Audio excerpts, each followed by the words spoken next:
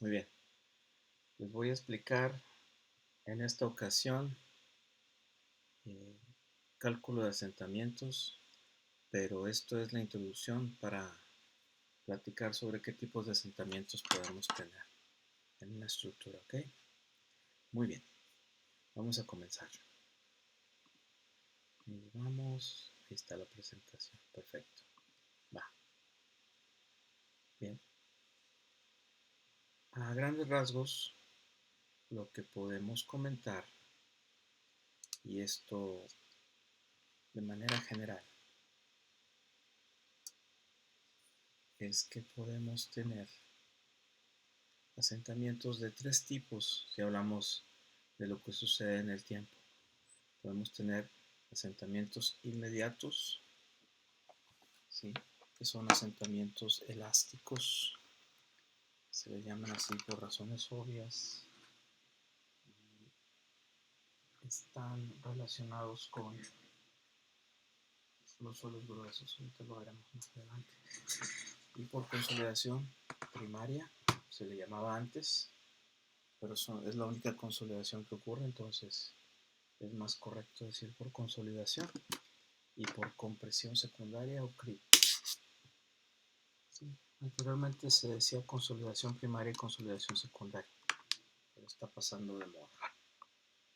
¿Okay? Vamos a estar a la moda entonces. ¿Okay?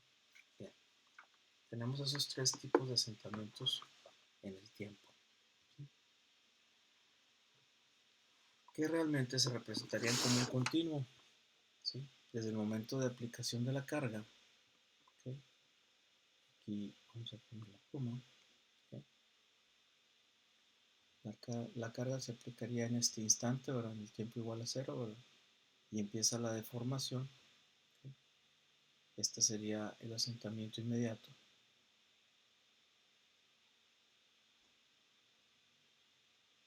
Elástico, como les digo, ¿verdad? A lo que seguiría el asentamiento por consolidación secundaria, que sería todo esto de aquí, ¿verdad? Lo que está marcado de aquí hasta acá. Y el resto sería compresión secundaria después de terminado el 100% de consolidación. Entonces, esos serían los tres componentes del asentamiento.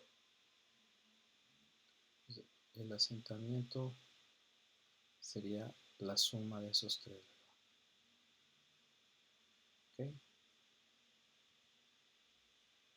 ¿Okay?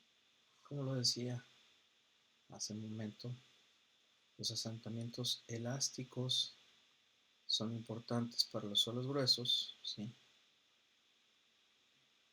Y los de consolidación primaria y secundaria. Consolidación y grip es para los suelos finos. ¿Okay? Entonces, cuando son gravas y arenas, tendremos que calcular asentamientos elásticos, ¿verdad? ¿Okay? Inmediatos, ¿verdad? Estos son en un tiempo más largo, los de consolidación y creep. Son en meses, años. Los de suelos gruesos se consideran en un tiempo bastante corto. Bien. También tenemos, por su tipo de deformación en la estructura, ¿verdad? Podemos tener asentamientos uniformes. Aquí pueden ver cómo el asentamiento es uniforme a todo lo largo de la estructura. Una distorsión angular. Aquí se puede ver claramente el ángulo que se formó al tener un punto fijo y rotar. Y la otra sería un asentamiento diferencial en el cual en una parte se deforma menos y en otra se deforma más, ¿verdad? Entonces se le llama asentamiento diferencial. Entonces tenemos asentamiento uniforme, distorsión angular o asentamiento diferencial, dependiendo del tipo de deformación que se ejerce en la estructura. ¿Okay? Ahora, ¿quién determina el asentamiento permisible? Aquí haré una pausa para que ustedes piensen un poco, ¿sí? y yo diría, pues a veces el proyecto, ¿sí? Las especificaciones del mismo, el tipo de construcción. No es lo mismo que sea una escuela, que sea un hospital, que sea un edificio de telefonía donde va a haber este, muchas conexiones, voz y datos, o una planta nuclear. Entonces, el tipo de edificación y luego el material con que esté hecho no es lo mismo que sea de concreto, de acero, de madera, ¿sí? ¿Okay? Y de todas maneras, eso es qué determina, ¿verdad? ¿Cuál es el asentamiento permisible? Pero ¿quién lo define? Pues los reglamentos, ¿verdad? Los reglamentos de construcción, los códigos de construcción, ¿verdad? Me dicen cuáles son los límites permisibles. Permisibles, ¿verdad?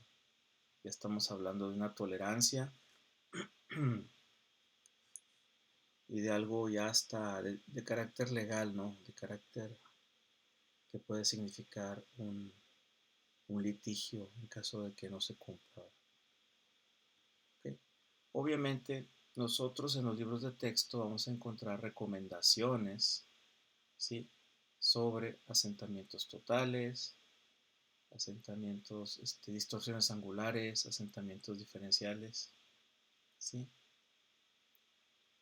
¿Ok? Y aquí fíjense cómo dice de 6 a 12 pulgadas. Ah, caray, pues es un chorro, ¿no?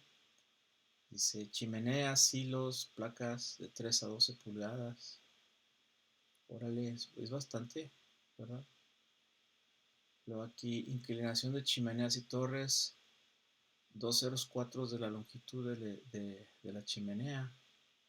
Entonces, pues obviamente va a haber muchos factores a definir que me digan cuál va a ser la tolerancia que yo obtenga, ¿no? Por serviciabilidad, ¿verdad? Que las grúas empiecen a no querer funcionar por lo chueco de los rieles, ¿verdad? O acá que los drenajes se rompan, ¿sí? Este, almacén de mercancías, pues el desnivel de los pisos, o pisos quebrados, pisos rotos, ¿sí? Okay. Asentamiento diferencial.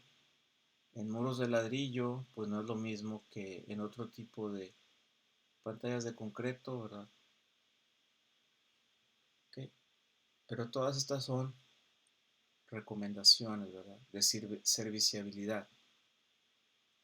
Y una cosa es que no estamos hablando de deformaciones que lleven a la falla, ¿verdad? Pero estamos hablando de deformaciones que impidan al edificio cumplir su función. Nadie queremos una casa con todos los pisos cuarteados o las paredes fisuradas o las ventanas que no abran o las puertas que se atoren, que son las cosas que podemos ver cuando hay deformaciones en los edificios, no asentamientos. ¿Sí? Bien. Vamos a hablar ahora de los asentamientos inmediatos que son relevantes para los suelos gruesos, como les había dicho. ¿Okay? Y una primera aproximación fue dada por Terzaghi. ¿Okay? Si se fijan, es del año 43, Terzaghi. Y es el asentamiento en base a incremento de sobrecarga, ¿sí? Para nosotros sería el esfuerzo vertical aplicado, ¿verdad? El incremento de esfuerzo vertical como sobrecarga. ¿Okay? El ancho de la zapata, o en este caso el ancho del área cargada, o la dimensión menor si es rectangular, ¿verdad? Y aquí ya vemos que está mu, que es el módulo de Poisson, o Poisson, como dicen, pero es Poisson, porque no es Poisson, es Poisson. Poisson. El módulo de elasticidad y un coeficiente de influencia que se calcula de acuerdo a la relación de L sobre LV. Aquí la tenemos, ¿verdad? O sea, la L sobre B, perdón. La relación de longitud contra ancho y contamos con el factor de influencia para calcular el asentamiento inmediato, ¿verdad? ¿Okay? Una expresión más detallada después vino una aproximación diferente para la esquina de un área rectangular y volvemos a que tomemos en cuenta que es la esquina de un área rectangular, ¿verdad? Para la solución de esta, ¿ok? Y en esencia es la misma expresión, como pueden ver, pero el factor de influencia ahora se obtiene a la vez obteniendo primero dos factores diferentes que se obtienen del nomograma de abajo, ¿verdad? Y se obtienen también en función del factor de profundidad. Ahora es profundidad desplante contra ancho de, este, de área cargada, ¿verdad? Es a qué profundidad es la profundidad D y el ancho es el ancho B. Entonces con D sobre B entramos a la gráfica y obtenemos tanto F1 como F2 para obtener el factor de influencia que aplicamos en la expresión de arriba. Okay. Muy bien. Ahora, para todo esto, lo más importante es obtener valores característicos y valores importantes de módulo de elasticidad y módulo de Poisson para el material, ¿verdad? Entonces, aquí sí sería conveniente, ¿verdad? Pues saber, hay módulo de elasticidad para la arcilla, para la arena, para la grava, ¿sí? Y los módulos de Poisson correspondientes también para los materiales, ¿no? En la presentación que les voy a compartir, ya les voy a poner valores característicos. Creí que se los había anexado, pero por lo visto no fue así.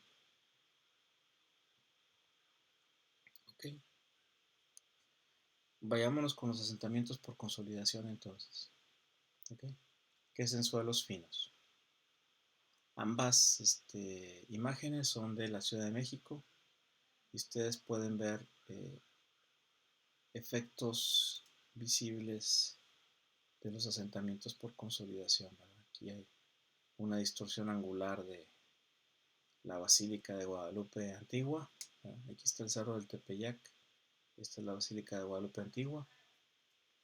Y esto es acá en el centro histórico, por ahí por el Zócalo.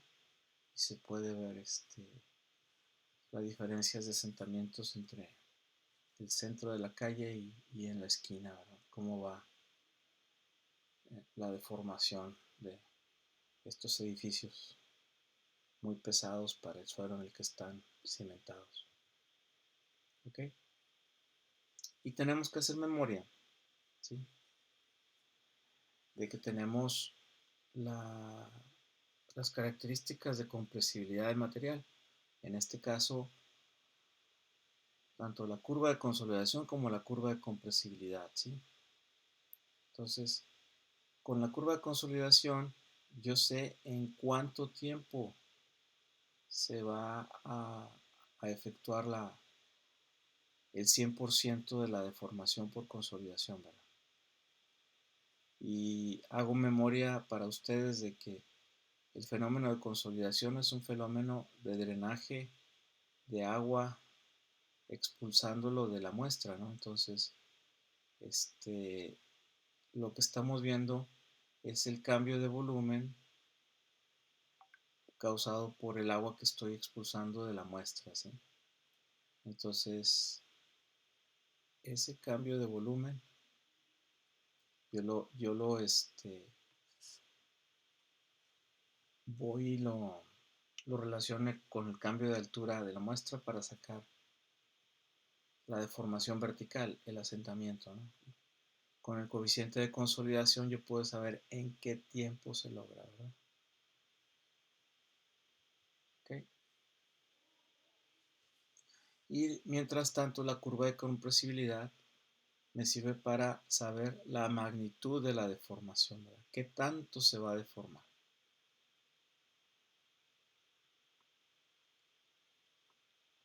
Por la consolidación, por el fenómeno de consolidación. Por eso dice, ¿para qué sirve la curva de consolidación? Para saber en qué tiempo, ¿verdad? Y cuánto se va a deformar, eso me lo va a decir la curva de compresibilidad. ¿Ok? Y para eso me voy a trasladar brevemente a mi tableta. Por aquí debo tenerla. Aquí está. Ay, la minimicé yo de burro. Estaba por ahí. Ahí está. Muy bien. La curva de compresibilidad, déjenme ponerlo aquí en negro.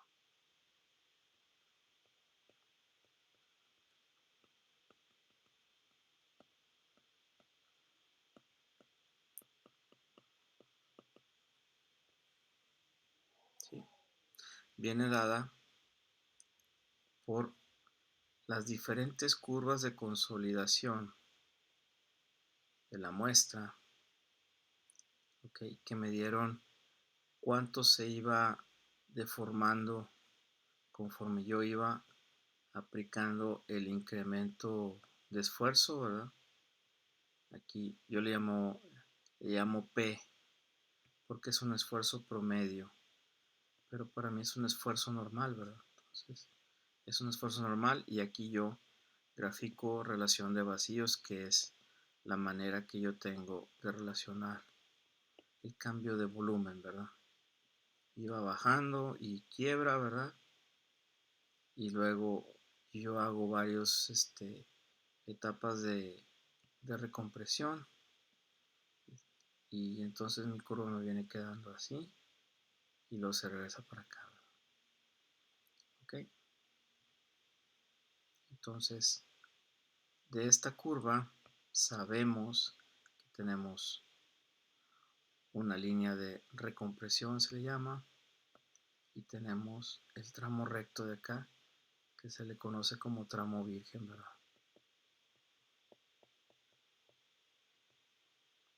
¿Sí?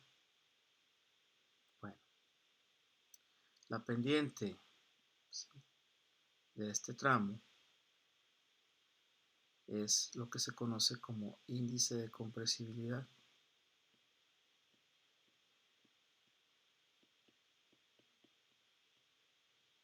Nosotros lo conocemos como CC, C sub índice C. Y sería, ya que definí la recta, ¿verdad?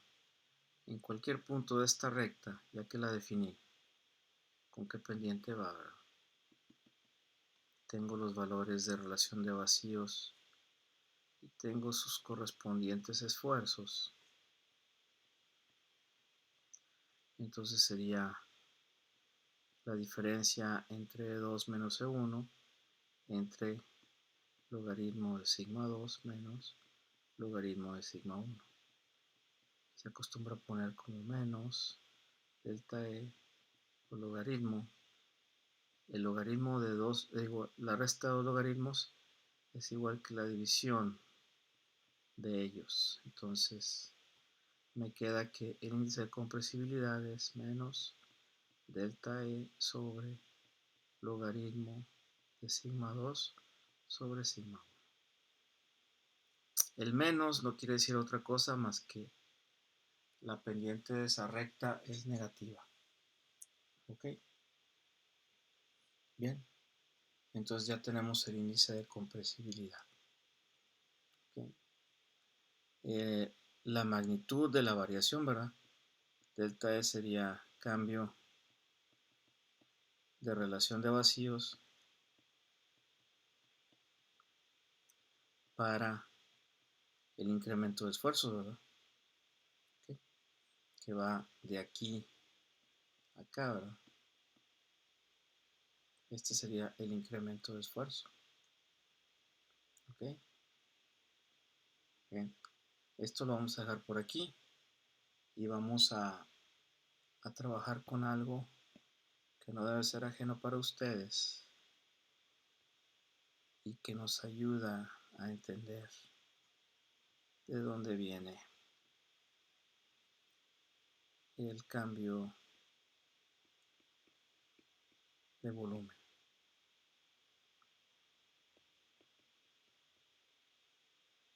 ¿Ok? Recuerden que nosotros suponemos que el suelo está saturado. Para que valga la consolidación, el suelo está saturado. Entonces tenemos un diagrama de dos fases. Tenemos los sólidos y tenemos los vacíos llenos de agua. ¿Okay? Entonces, el volumen total, haciendo un truco que es muy común en mecánica de suelos, el volumen de sólido lo tomamos como 1 y este lo tomamos como la relación de vacíos inicial. ¿Ok? Y todo eso junto me da la altura total de la muestra. La altura total. ¿Ok? Bien. Vamos a llevarnos este y copiarlo.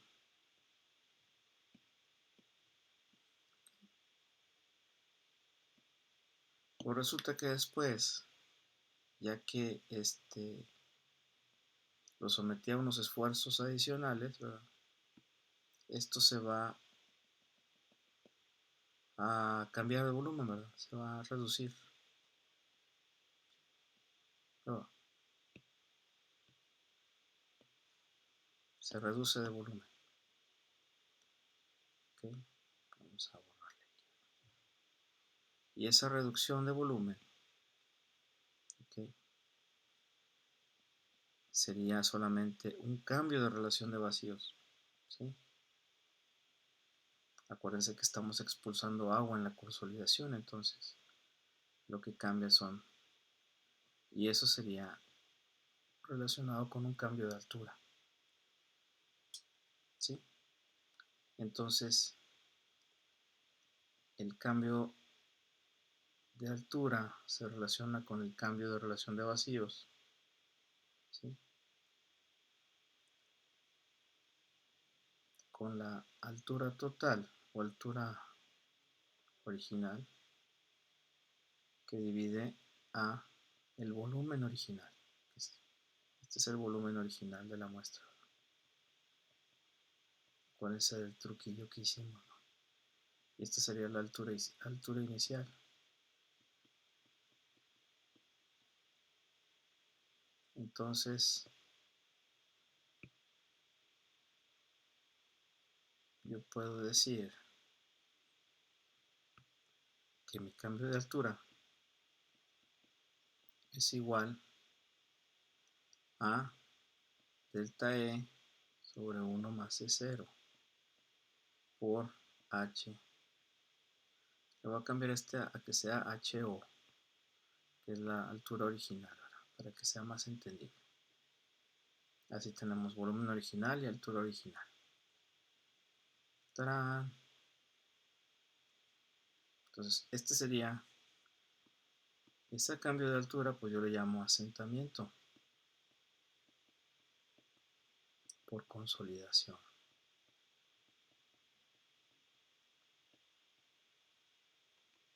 Y ahora simplemente combino esta, ¿ok?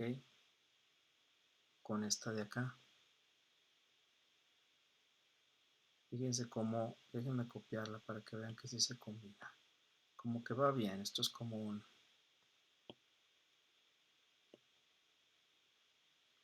mix. ¿Okay? Fíjense, déjenme borrar lo que no necesito. ¿Okay? ¿Qué les parece si despejamos este de aquí? Este menos lo omitimos porque ya sabemos que es porque la pendiente es negativa.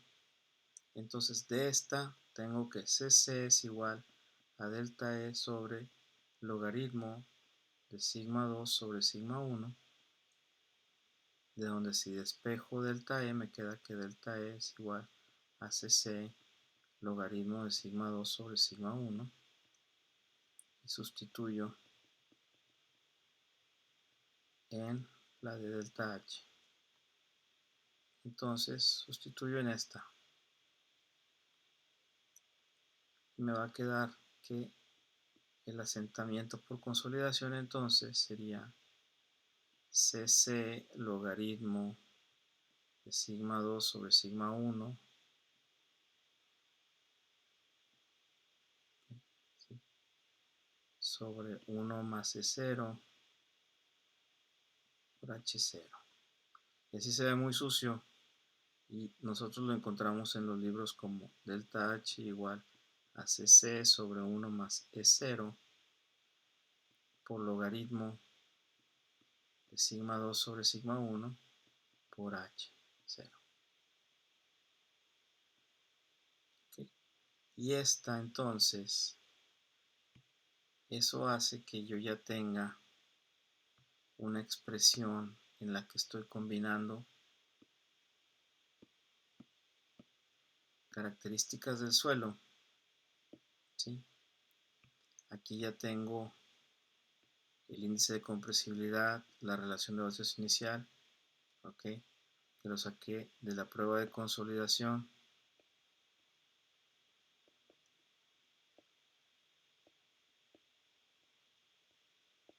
¿Sí? Con los estados de esfuerzos en el suelo, ¿verdad?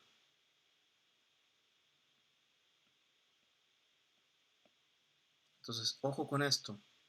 Dice sigma 2 sobre sigma 1. Y si se acuerdan de dónde salió este, les comenté que era el incremento de esfuerzos, ¿verdad?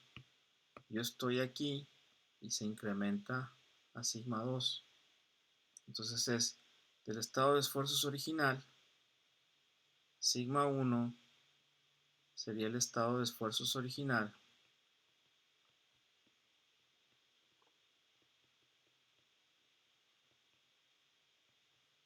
y sigma 2 sería el incremento, ¿verdad?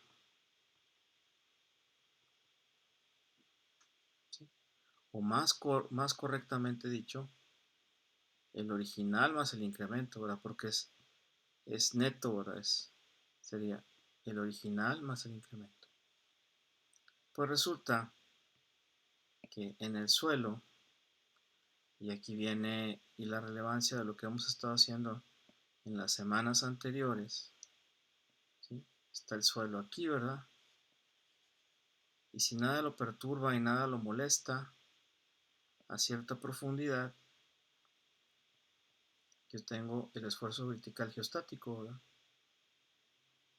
Luego vengo con una sobrecarga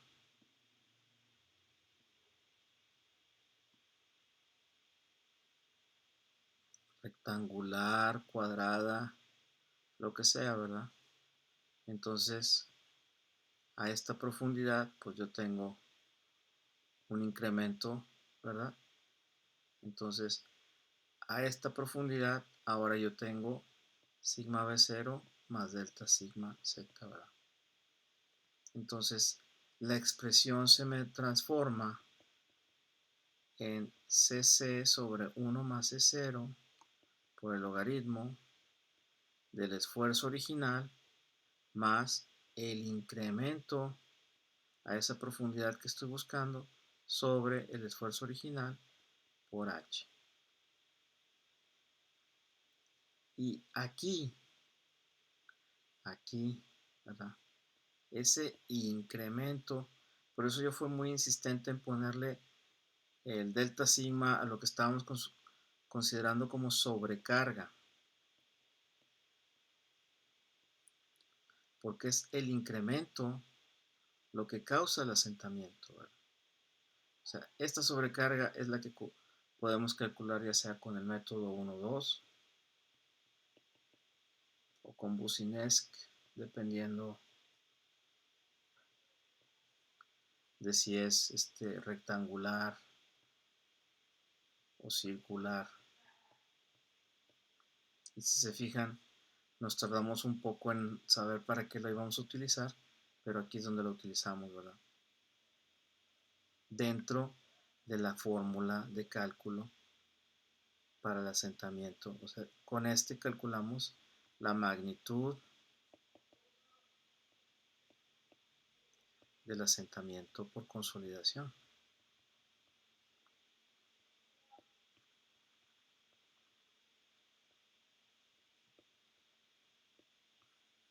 Y lo que es muy útil es que es un estimado, ¿verdad?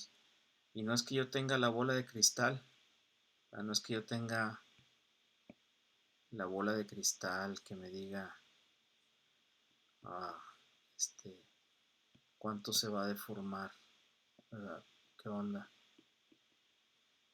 ¿Verdad? O la bola 8 y preguntarle a la bola 8 qué onda. Pero sirve para predecir magnitud de asentamientos, ¿verdad?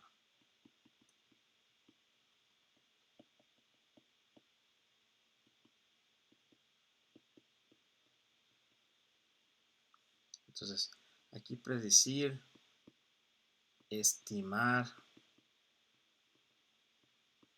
¿sí? Es una palabra más correcta a decir calcular, porque realmente no podemos lograr mucha exactitud o precisión porque son pruebas de laboratorio y la variabilidad en el terreno pues puede ser mucha, ¿no? Pero de esta manera pudimos llegar